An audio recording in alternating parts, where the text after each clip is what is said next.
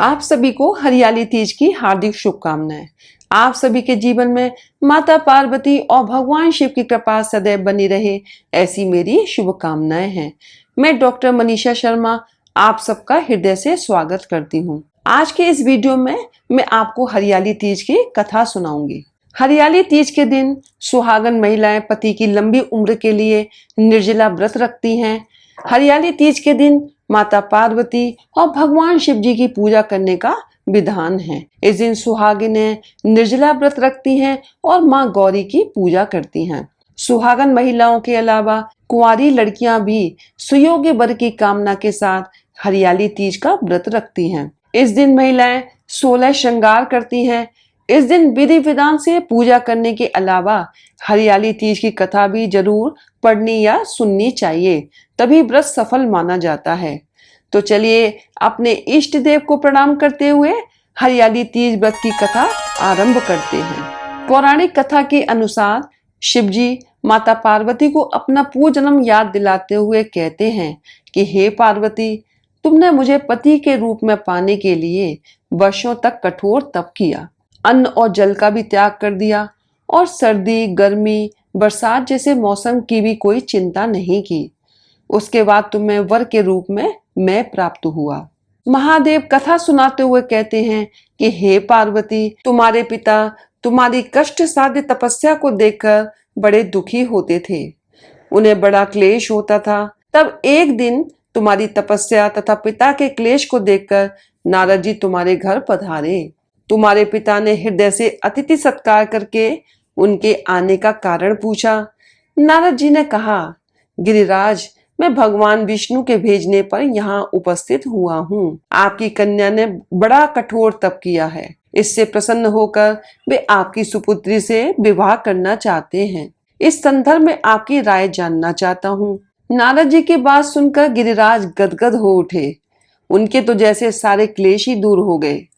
प्रसन्नचित होकर वे बोले, श्रीमान, यदि स्वयं विष्णु मेरी कन्या का वरण करना चाहते हैं तो भला मुझे क्या आपत्ति हो सकती है।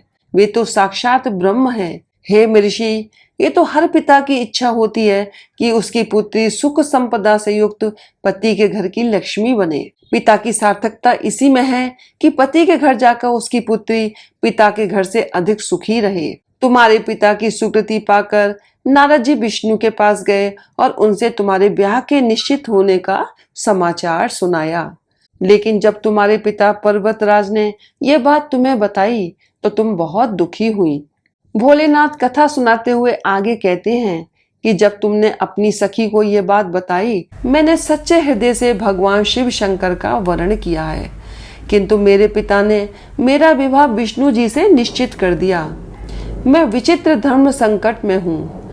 तो उसने घनघोर जंगल में तुम्हें तप करने की सलाह दी, जो साधना स्थली भी हो और जहाँ तुम्हारे पिता तुम्हें खोज भी न पाए। वहां तुम साधना में लीन हो जाना। मुझे विश्वास है कि ईश्वर अवश्य ही तुम्हारी सहायता करेंगे। सखी की बात मानकर तुम मुझे पति के रूप में प्राप्त करने के लिए जंगल में एक गुफा के अंदर रेत की शिवलिंग बनाकर तप करने लगी। शिवजी माता पार्वती से आगे कहते हैं, तुम्हारे पिता तुम्हें घर पर न पाकर बड़े दुखी और चिंतित हुए। वे सोचने लगे कि तुम जाने कहाँ चली गई। मैं विष्णु जी से उसका विवाह करने का प्रण कर चुका हूँ। यदि भगवान विष्णु बारात लेकर आ गए और कन्या घर पर न हुई तो बड़ा अपमान होगा। मैं तो कहीं मुंह दिखाने के योग्य भी नहीं रहूंगा। यही सब सोचकर गिरिराज ने जोर शोर से तुम्हारी खोज शुरू करवा दी।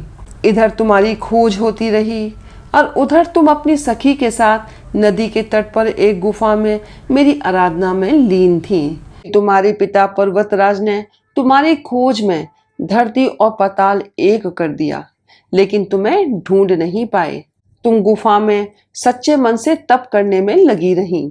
सावन मास की शुक्ल पक्ष की तृतीया तिथि पर प्रसन्न होकर मैंने तुम्हें दर्शन दिए। तब अपनी तपस्या के फलस्वरूप मुझे अपने समक्ष पाकर तुमने कहा, मैं हृदय से आपको पति के रूप में वरण कर चुकी हूँ। यदि आप सचमुच मेरी तपस्या से प्रसन्न होकर आप यहाँ पधारे हैं तो मुझे अपनी अर्धांगिनी के रूप में स्वीकार कर लीजिए।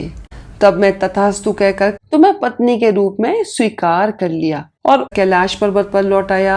इसके बाद तुम्हारे पिता भी ढूंढते हुए गुफा तक पहुंच गए और तुम्हारी इस कष्ट साध्य तपस्या का कारण तथा उद्देश्य पूछा।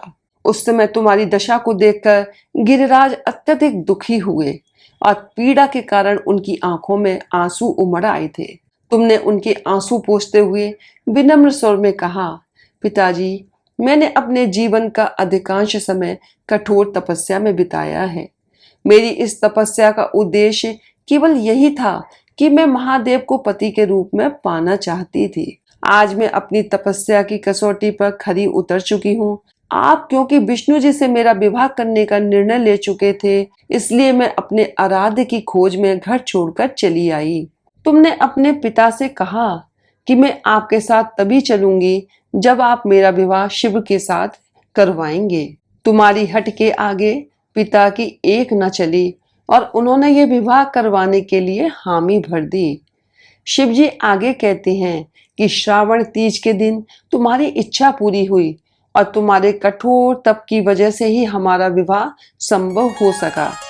शिव जी ने कहा कि जो भी महिला श्रावणी तीज पर व्रत रखेगी, विधि विधान से पूजा करेगी, तुम्हारी इस कथा का पाठ सुनेगी या पढ़ेगी, उसके वैवाहिक जीवन के सारे संकट दूर होंगे और उसकी मनोकामना मैं जरूर पूरी करूंगा। आज की इस कथा को सुनने के लिए आपका धन्यवाद।